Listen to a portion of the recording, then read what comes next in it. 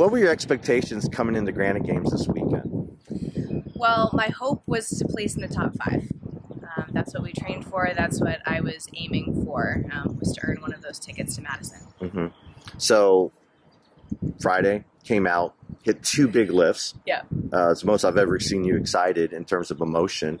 What happened on a 3rd lift?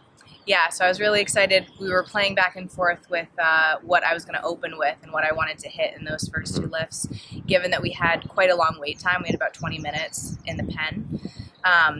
So I took a shot. I went for 175, which was the highest that I was planning on opening with, and I made it. Felt really good, so I went 190, which was the heaviest that I've hit in training recently since I hurt my back. Yeah.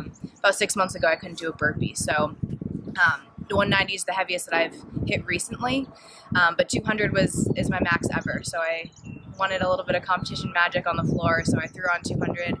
Fortunately, it was just a little bit off overhead, and I ended up, we don't know exactly what happened, but I ended up straining the medial aspect of my elbow pretty severely. We're going to take a look at how severely this week.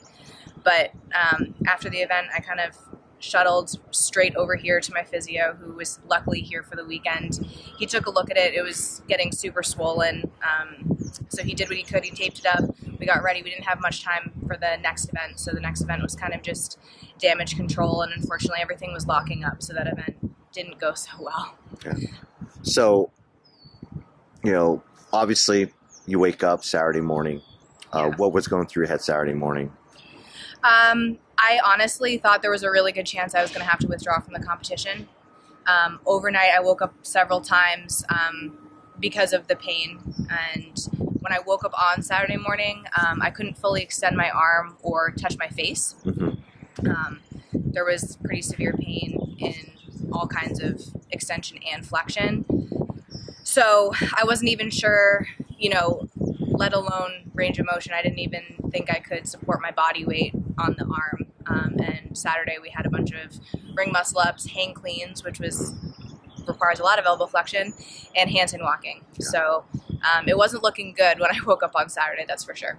How did you get through that? Like you said, you had ring muscle ups, you had handstand walks, you had hang power cleans. I mean, how did you block out that pain? And after that event, how were you feeling? Was it worse, or how did you feel?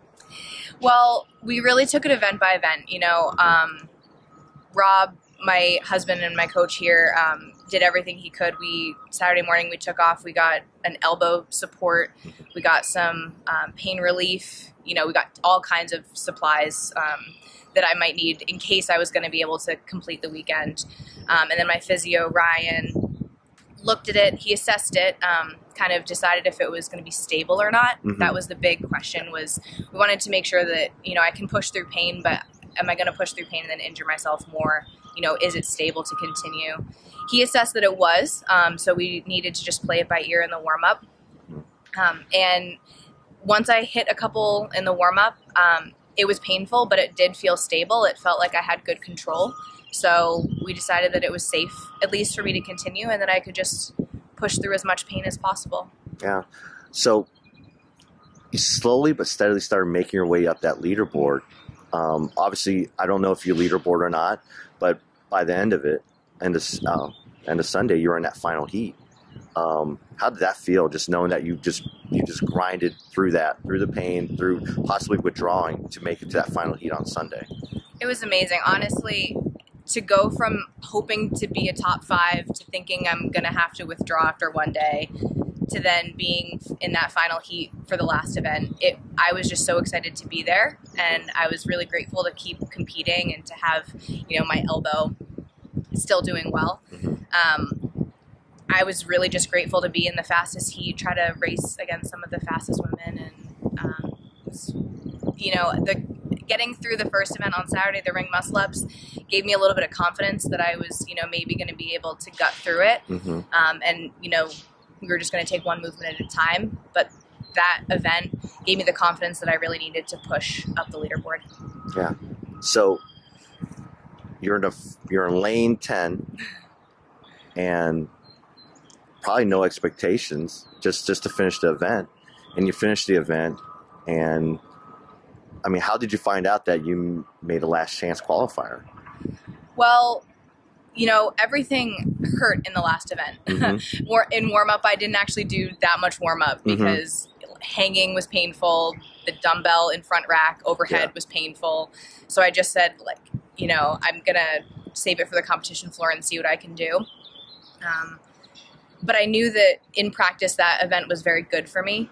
So I knew that I had an opportunity to push myself, and there was only one more. So I just said, let's leave it all out on the floor, have one last good memory, and push for it. And I found out that I made the Last Chance Qualifier after they had announced all the qualifiers to Madison. They kind of did an announcement.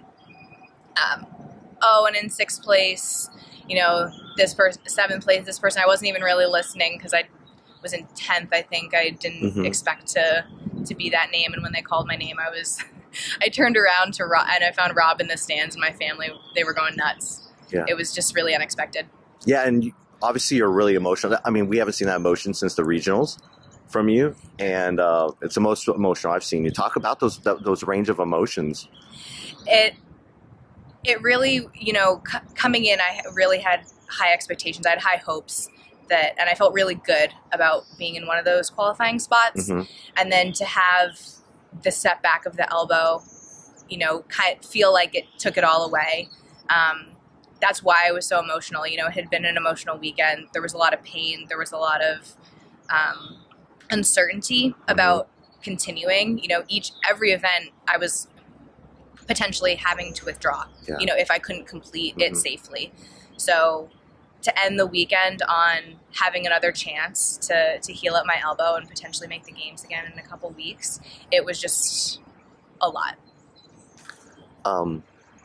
Let's talk about, obviously, when we talked on Thursday, you said this is your basically last chance before you take a couple years off to pursue PA school. So how much would it mean for you to actually make it to the games this year?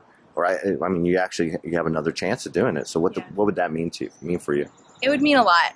You know, I really wanted to go out on this season knowing that I was the fittest I've ever been and really give it a run at the games. 2018 was one of my best memories, but unfortunately I had that broken ankle, so I wasn't able to really test my fitness that year in the same way, in the way that I would have liked to. So I really wanted to go into this year's games season giving it my all and give it a run at the final event. Yeah. So what should we expect from you in terms of the CrossFit space in the next couple of years as you're going through PA school, maybe the future? Hopefully we'll see you back on the competition floor in a couple of years. But, you know, do you still plan on being involved? I mean, obviously you're a member of the PFAA. What can we expect from you? Yeah, absolutely. I do hope to remain involved in CrossFit. PA school has to be my priority. It's an accelerated program, so it's quite intense for 2 years. Yeah. I hope I'll be able to maintain my fitness and maybe return to competition once I'm through and kind of working in a normal job. In terms of the PFAA, eventually we'll have elections. If I can dedicate the time to it, I've loved serving on the board, and if the other members would vote me in to the board again, I would be happy to serve. And one last question, how did it feel to be on the competition floor, despite everything you went through, and then there was a crowd, live, you know, competitors, live event, you know, just the whole ambiance of that. How did that feel? Oh, so good. I missed it so much. You know, for day one, it was a little nerve-wracking because it's been so long since we've had that. You feel a little bit out of rhythm, out of touch, but it is so amazing. There's nothing that compares to being on the competition floor.